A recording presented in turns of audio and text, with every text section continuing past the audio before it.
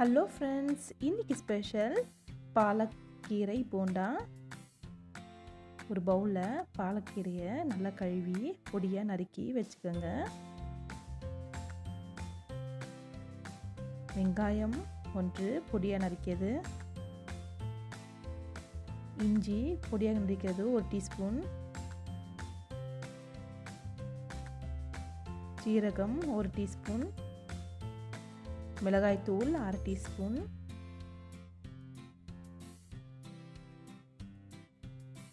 உப்பு தேவையான அளவு, சோடா உப்பு 2 பிஞ்சு.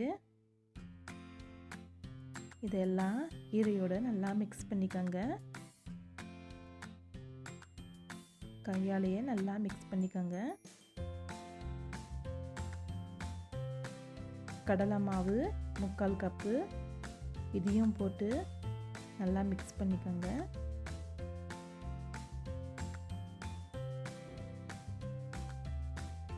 கார்ன்ஃப்ளோர் 1/4 கப்பு, அதையும் நல்லா மிக்ஸ் பண்ணிக்கோங்க.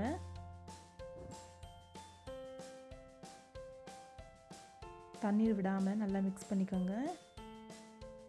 தண்ணீர் தேவைப்பட்டால் கொஞ்சம் கொஞ்சமாக தெளித்து நல்லா மிக்ஸ் பண்ணிக்கோங்க.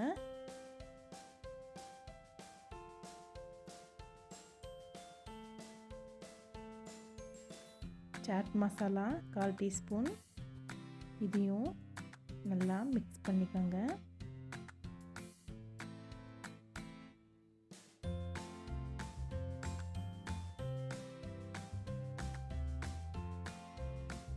எண்ணெயை சூடு பண்ணிட்டு சின்ன சின்ன உருண்டையாக பண்ணி எண்ணெயில் விட்டுக்கோங்க.